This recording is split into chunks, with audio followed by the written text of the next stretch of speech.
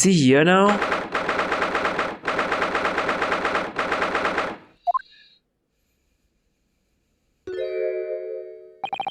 Kazuma.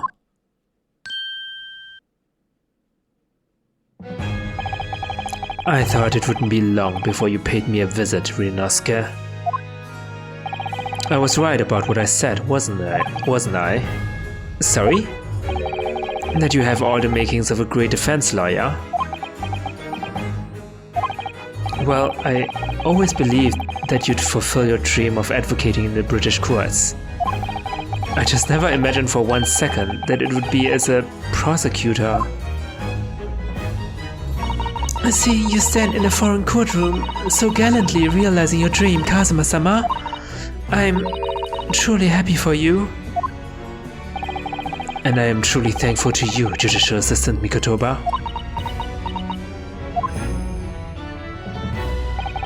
Ryunosuke, I always thought it would be fun for you and I to shake up the British legal system a little together. This isn't quite how I envisaged it, but I suppose it's just another twist of fate. I've learned a lot of things during my time in London, about how Susato-san's father was himself a visiting student here once, along with Judge Jigoku, and about what happened with your father.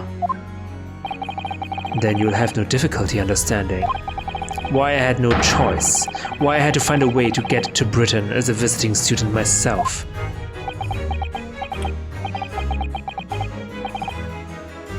I want to hear it from you, Kazuma. As you wish, Ryunosuke Naruhodo.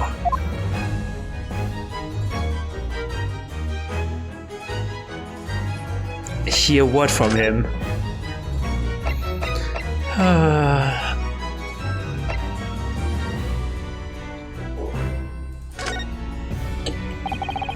It's getting on for a year now, since what happened on the SS Buria. We were heading across the oceans from Japan to Great Britain when a bizarre series of coincidences led to those tragic events. I thought I'd lost my best friend forever. I must have been unconscious for a long time. When I awoke, I was lying on a bed. It was a narrow little room. There was a posy of flowers by the pillow. It took me a little while to realize that I was in the cabin of a ship. I slipped out of the room and headed up onto the deck. Were you already suffering from amnesia at that point? Yes, I didn't know what had happened or where I was. There was just this voice in my head. You have something you have to do, something no one else can know about. Go to Great Britain, your task awaits you there. It was a calling I couldn't ignore. It compelled me relentlessly. Out on deck, I saw that I was on a huge steamship and we were docked in a large port. It must have been Hong Kong? Yes, it must have been, presumably just before they were due to carry your body off the ship. I had no idea of the situation, but I did have the feeling that this was in some way my last chance. So I concealed myself among the disembarking passengers and went ashore. Then I disappeared into the crowded streets of that foreign port city, so I could plan my onward journey to Great Britain.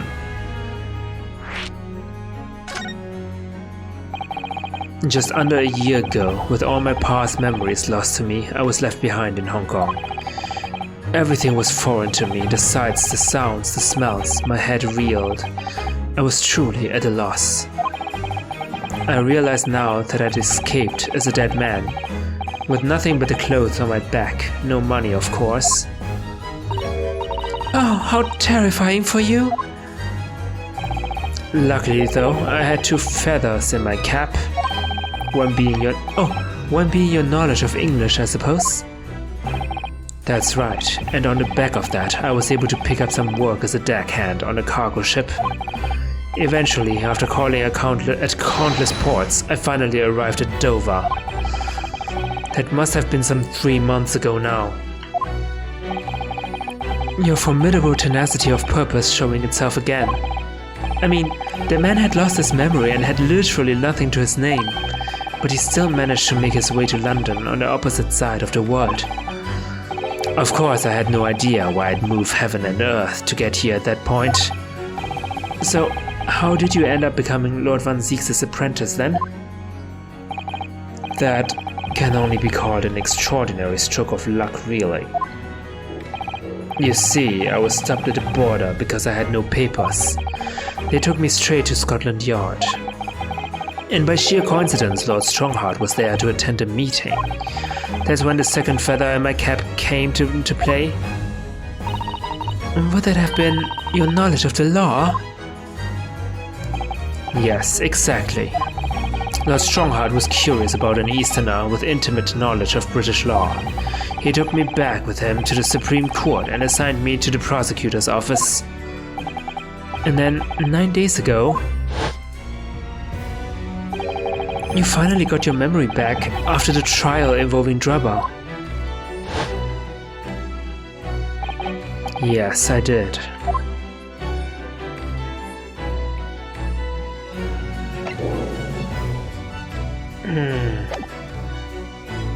Let's have a look around your office, shall we? Prosecutor Asogi.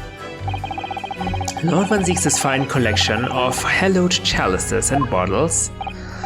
Yes, he's extremely particular about all that. He has a strict regime for everything, from the storage of the casks to the bottling of their contents. Gosh, you must be having a really tough time of it being his apprentice. Actually, no. Oh? He's so particular about it all, he refuses to let anybody else touch any of it.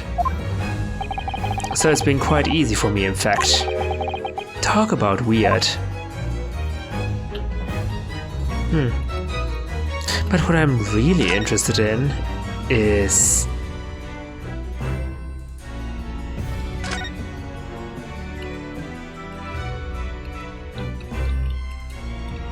Oh, okay.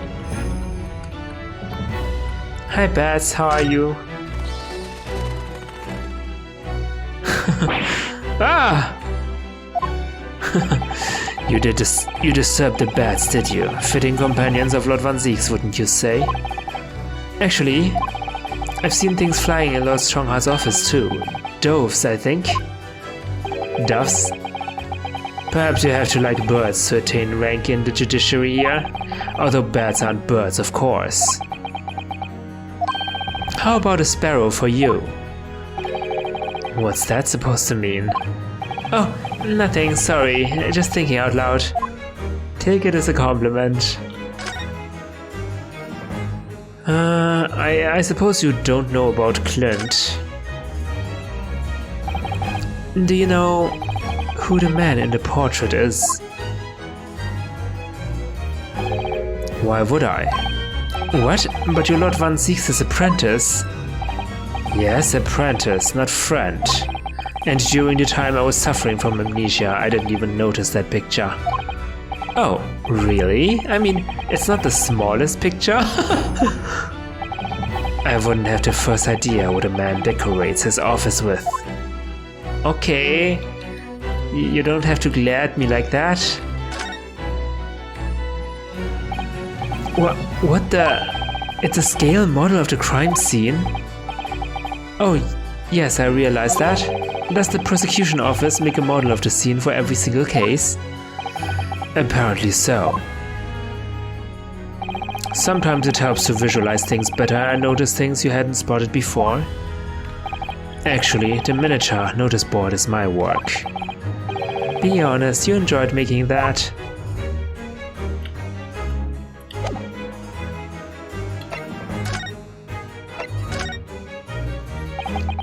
Ever since I first met you at Yume, you talked about your dream. Mark my words, Ryunosuke, I'll be chosen as a visiting student and make my way to Great Britain someday. Did you know the entire time about what happened to your father here?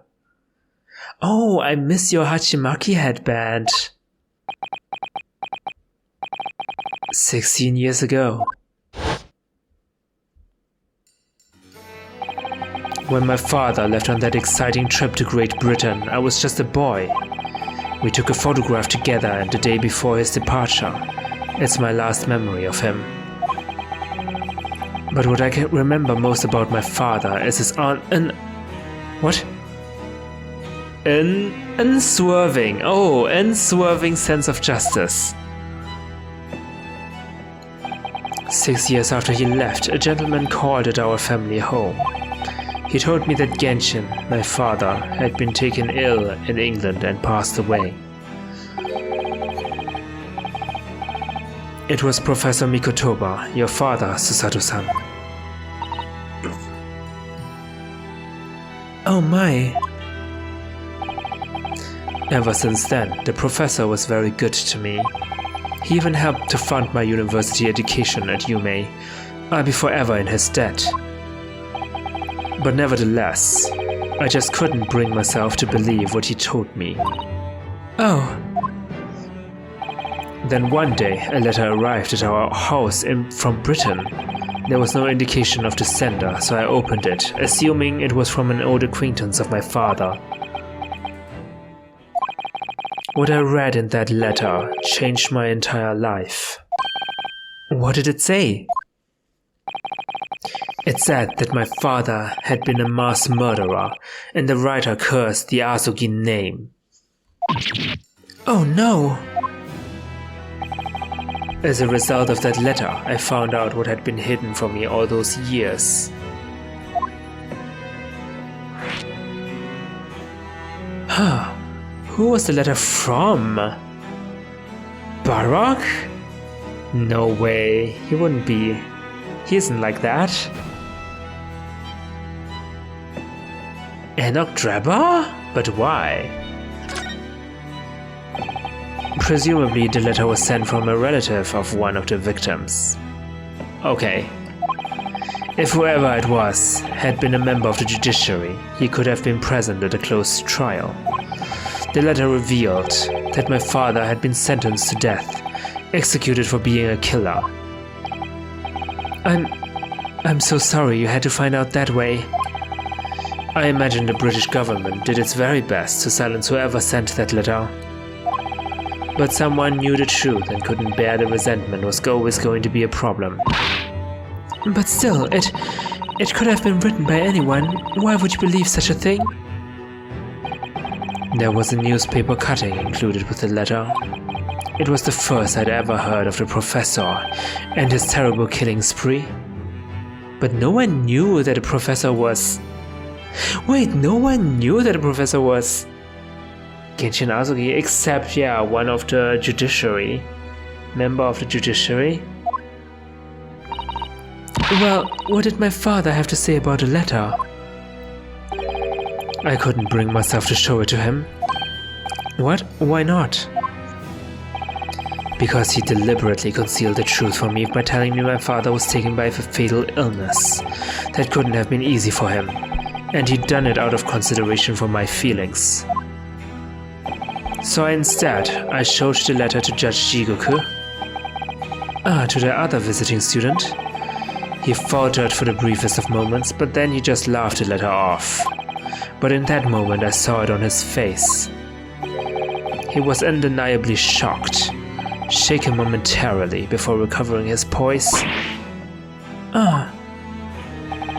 A year later, my bereaved mother succumbed to the strain of grief, and she too passed away. That's when I made up my mind that one day, without fail, I would cross the seas to Britain and seek the truth for myself. The truth about my father, Genshin Asogi.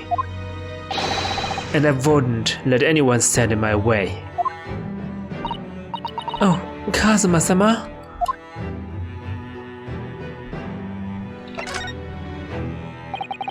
What we learned today in court turned things completely on their head. It was an impressive piece of lawyering, Ryunosuke Naruhodo. Lord Van Zieks isn't the Reaper, you know. I almost don't want to believe it myself, but it turns out that Inspector Gregson himself, the victim, was...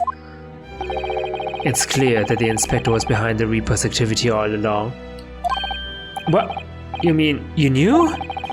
The real question is, who's been giving orders to the inspector? Yes, Baroque van Zieks is the real Reaper.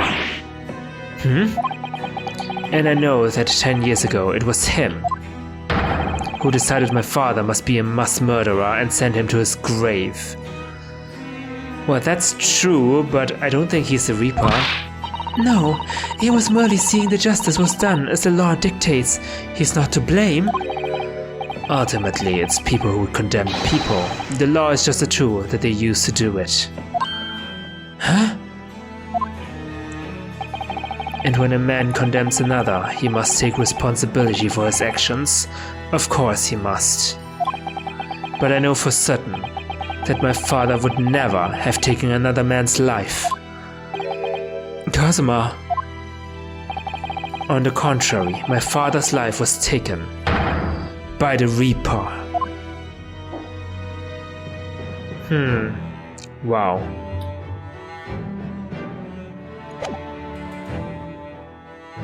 Do we want to present something?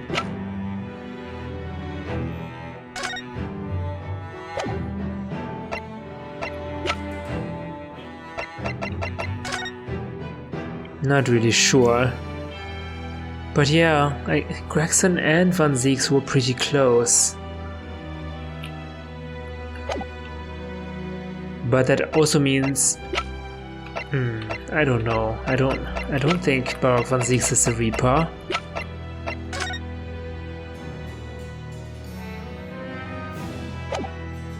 What do you think of this? Kazuma, what do you make of this? There's only one place where defense lawyers and prosecutors should discuss evidence, the courtroom. So it seems you're still confused by the situation. What? That's what I make of it. Harsh. I get a feeling my friend's always going to have the edge over me, isn't he? It's not a real evidence. It's just a photo we took. What evidence would this be?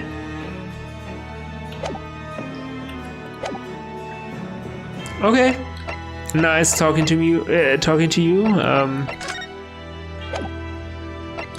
Let's go. Are you sure we've asked everything? Okay, what else do you want to ask? Well, I can't present any evidence, right? Oh wait, this thing. Okay, no.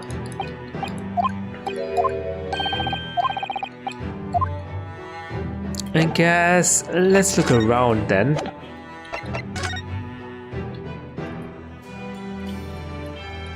Chess? Do you play chess, Kazuma? There's Lord Van Zieks' incredibly stylish desk. It's not my style though. No, I noticed you've been working at a little table on the floor, kneeling down Caesar style. I thought it was some kind of punishment set up by Lord Van Zieks when I first saw it. I find it the most comfortable way to work. I can't do it. After a couple of minutes of sitting with my legs folded under me, they start to get tingly. Don't exaggerate, Ryunosuke. We both know you can't even manage a minute. He knows me too well. I'm glad though. I'm glad he's still my friend. And do you want to talk about caskets? Casks floor to ceiling, just like the last time. Hallowed barrels, I suppose. They are arranged according to vintage, flavor, and region. Every week they are all taken out and put back in order. What? Every week? Lord Van Zieks can't seem to settle on the perfect way of arranging them, you see. Vintage, flavor, and region, they don't neatly coincide, that's the trouble. Gosh, being his apprentice must be a real challenge. Actually, no. Oh? He considers the task too important to entrust to anybody else, so he does it entirely on his own. So he's a barrel of laughs here and in court then? Well, there's nothing else to talk about.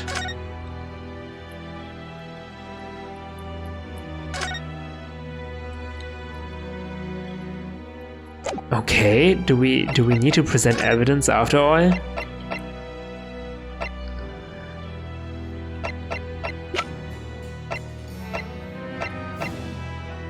Not sure.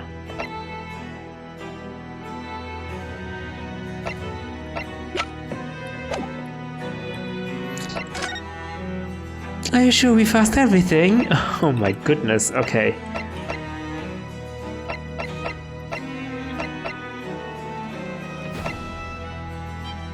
Okay, let's first visit Vigil. Maybe he has some evidence for us.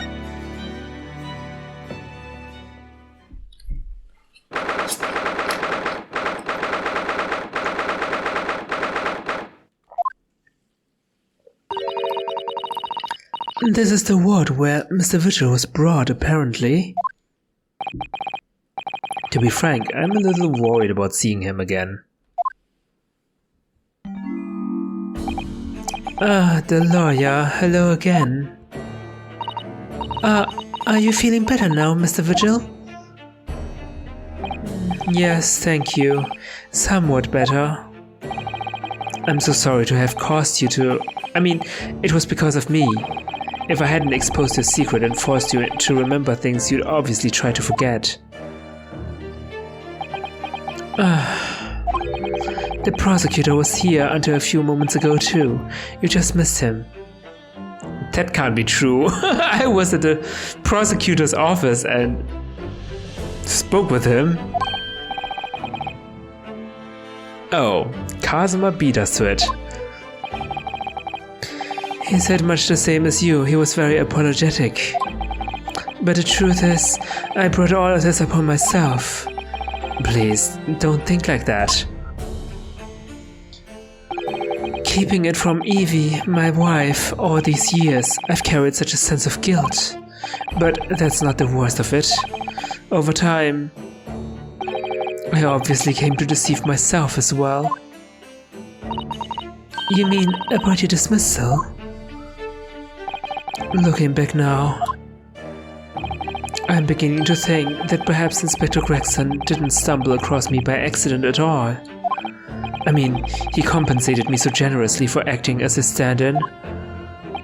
He was clearly concerned for my well-being and doing what he could to help. So perhaps Gregson knew exactly what had become of Mr. Vigil all along then. I'm sure this is just desserts for 10 years of lies and deception, but it wasn't me that helped the professor escape 10 years ago. It wasn't me. I swear it. I swear it's true. Oh, Mr. Vigil. I'm sure you'd rather not dredge up even more from your past this time, but if possible, could you tell us exactly what really happened? I want to. I need to get all of this off my chest. I want someone to tell me what I should have done. Okay.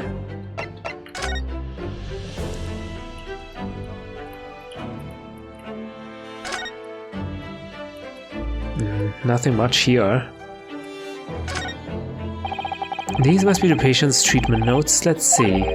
Tendency to jump from windows. Remember to place cushion at base of wall outside. Aren't we a story up from the ground here? Oh dear, poor Mr. Vigil. I can't have a feeling that there's a better solution to the problem than a cushion, though. Finding something you'd lost isn't always a happy experience, it turns out.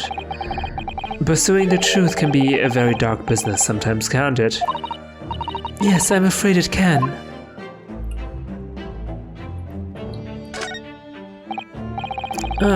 Notes. What do these say? Endlessly obliging. I suppose that's referring to the patient in this bed. I would think so, and until Mr. Vigil is a little more stable, it's probably just as well that he has a kindly person in the neighboring bed. The endlessly part is a little worrying though, isn't it? I mean, what if Mr. Vigil suddenly declared that he'd like to take a trip out of the window? Would this endlessly obliging patient simply open it for him and say, "Be my guest"? Let's check with the doctor later. There are all sorts of medicines here. I'm not sure if it's safe leaving them in reach of everyone like this. Yes, you're right. I can imagine if you were peckish, you might try some of the pills.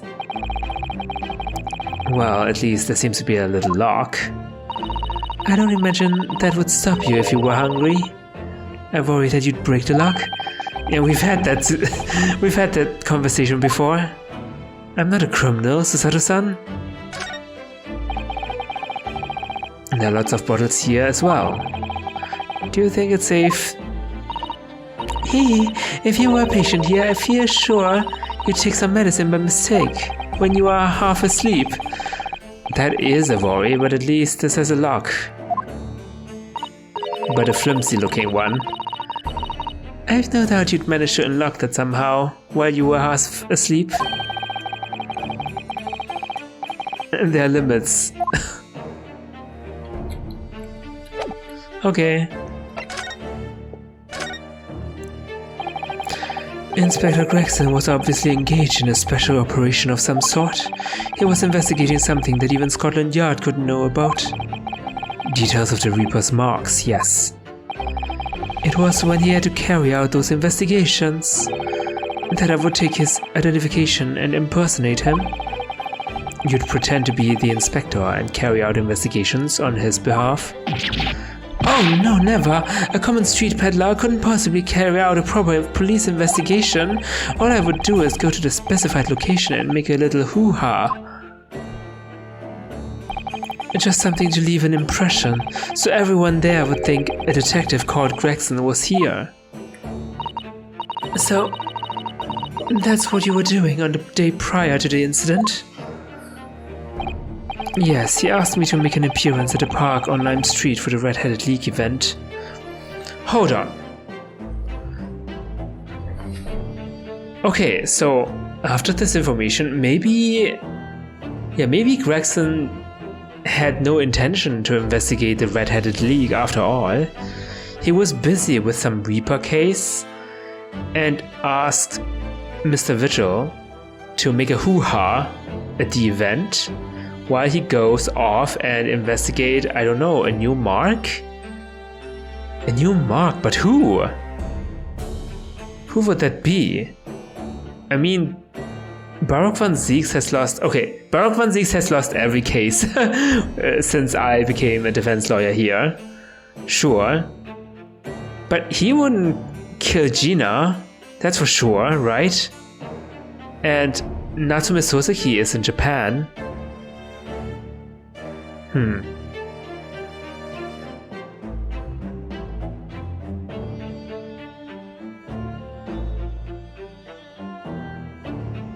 And also, the secret Morse message.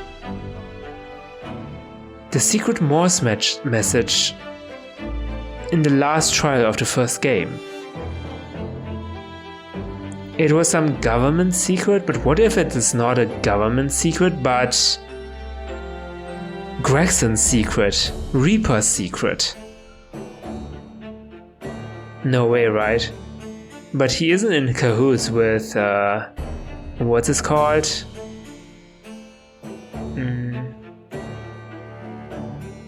The criminal from the last case, after all, yeah. No idea. So as usual, I flashed the inspector's identification around and was very vocal about my presence. But then you were taken prisoner by those red-headed fraudsters. Iris, you're here? Yes. Oh yeah, of course, we took Iris with us, right? Yeah. But why didn't she appear in...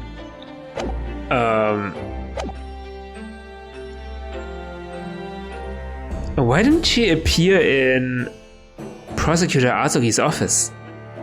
Weird. So, you would always make a point of showing Gregson's identification and generally being loud? That's what the inspector asked me to do, yes? Well, that's one way of becoming a legendary detective, I suppose. Not a good one, though. And as you know, I suffered this bruising around my neck at their hands, but the following day they kept their word and released me. Without returning the inspector's identification to you, however. We had arranged to meet in the Fresno Street room at 5 that day so I could report back to the inspector, but at the agreed time, that's when I heard the gunshot. That's quite a coincidence.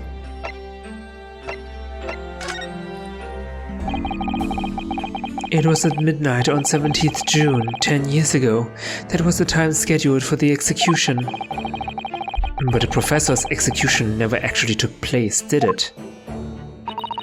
Or rather, the execution itself must have been used to effect the plan of escape? I hardly dare to imagine what a chilling plan it was. Berkeley was renowned for being the highest security prison in the country. Everything that went in or out of the place was searched multiple times. But there was one notable exception.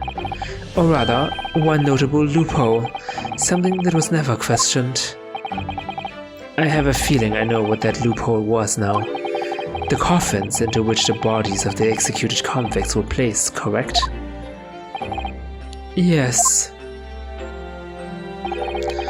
Once the coroner had confirmed the death of a condemned convict, the body was taken in its coffin for immediate burial in Lowgate Cemetery just behind the prison. The chief warder first had to sign the necessary papers, and after that no member of staff was permitted to touch the coffin containing the body again.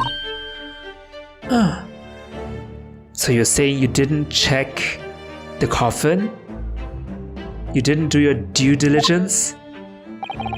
When executions took place, only the executioner and the coroner were permitted inside the chamber. I would wait in the adjacent room for word that a condemned convict was dead. On that occasion, once I had that confirmation, I went into the mortuary to find a lone coffin as usual. The procedure was that I would sign the paperwork, having checked the coffin, then nail it shut. But for some reason that day, the coffin was already nailed shut. No. I didn't think anything of it at the time. Assumed that my deputy must have checked the coffin and nailed it shut before I arrived. So, you mean the coffin contained... Yes, I can only imagine that Asuki, having escaped his execution somehow, was alive inside the coffin. It was then taken out through the main gates and deposited in Lowgate Cemetery. Presumably, there wouldn't have been enough air inside to breathe for long. So in the early hours following the burial, somebody dug up the coffin again to set Genshin free. But in the end, he was fatally shot in the graveyard anyway. What on earth really happened in Lowgate Cemetery that night, I wonder? I'm afraid I really don't know. All I can say with certainty are two things. Asuki couldn't possibly have escaped that way without help from somebody working in the prison. And that somebody was not me. But the coroner, right? Dr. Scythe.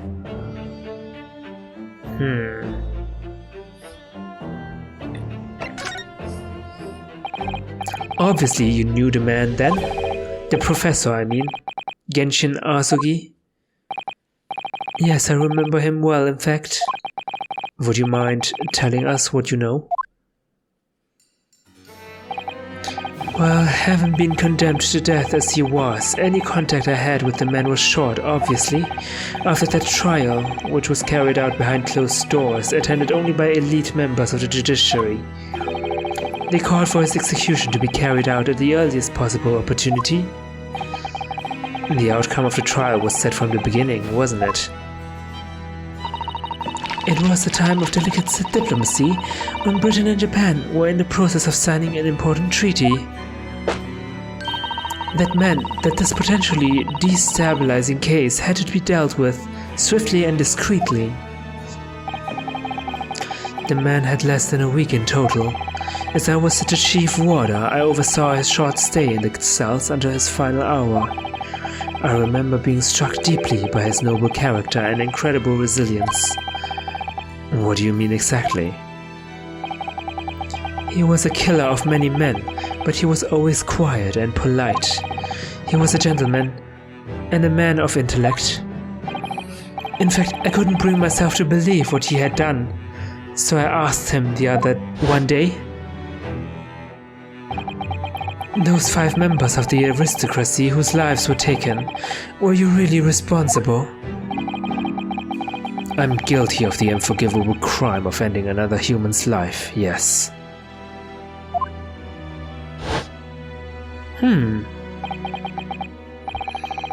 The following day, the closed trial took place and the verdict was no surprise.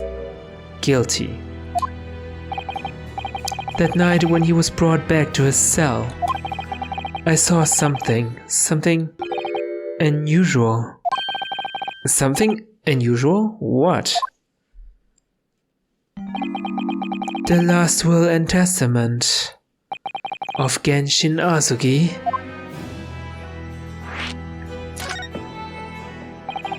As I said, it was on the night following his trial after he'd been found guilty.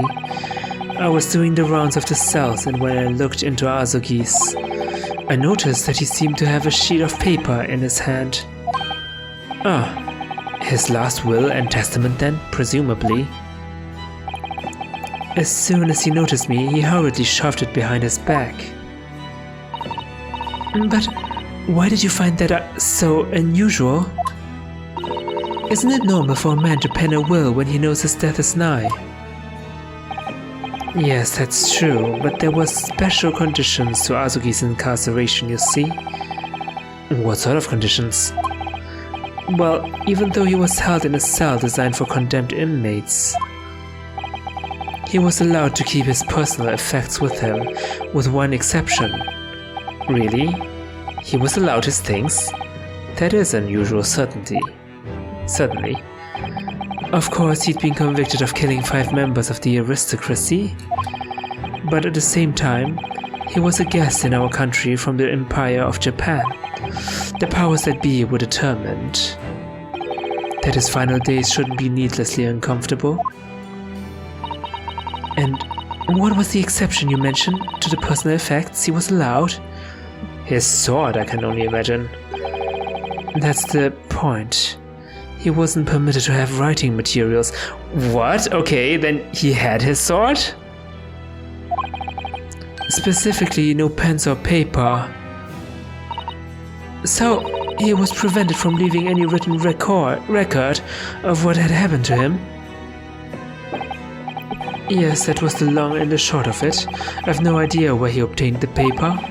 Any writing material would have been confiscated from him upon his incarceration.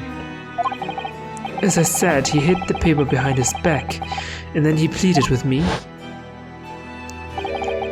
Why did you just hide behind your back? Please, turn a blind eye. This is my lifeline. But, you know, it's against the rules. You're the only person who's seen, if you just agree to keep quiet.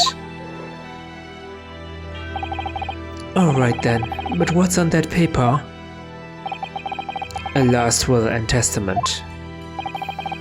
This will is the only weapon I have left now. That was not his will at all. That was his plan. To keep living. How can a will be a weapon? So I decided to pretend I'd seen nothing, and I let him keep his will. But then later, it just seemed to vanish without trace. What? What do you mean, it vanished?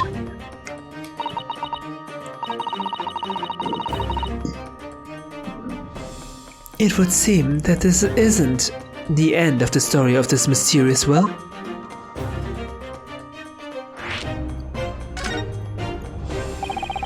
I was the only person who saw Azuki's will, but somehow it disappeared. It was after Azuki's execution. which was actually an elaborate jailbreak. The warders gathered up Azuki's possessions that were in his cell. They were all to be sent back to his family home in Japan, you see. To poor Kazuma-sama. And you're saying that it wasn't anywhere to be found among his personal effects? Yes, I said that wasn't a will. The will, I mean. That's right, though I didn't search through them myself. But Governor Caden was livid. He was screaming, "It cannot have disappeared completely." That doesn't quite make sense though, does it? In what way? Well, we'd understood that only Mr. Vigil was aware of the will's existence, in which case, how did the prison governor know to look for it? Oh yes, you're right. I thought Vigil told him. I really don't know how he knew. But it certainly seemed as though he knew of the will's existence from the outset.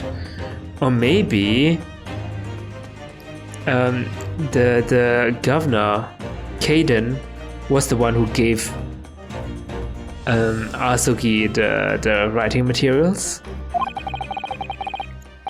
Only he didn't refer to it as a will. What he said was the Azuki papers. The Azuki papers? I really can't tell you anything of the subsequent events. Because, well, of what happened. Your dismissal and the way you blocked it all from your memory. I'd forgotten all this until today. I don't suppose it's relevant to the case though. Well, anyway, thank you very much for sharing it with us, Mr. Vigil. We're very grateful.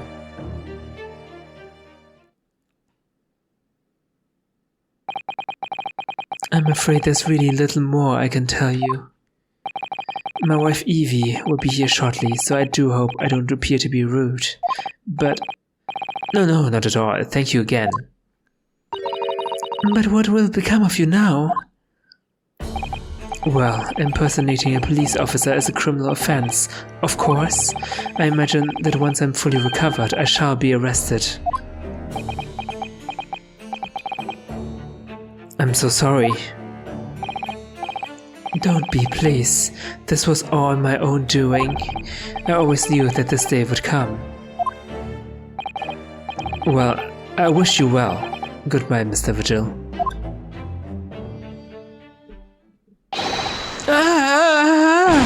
Before you go, there's just one thing.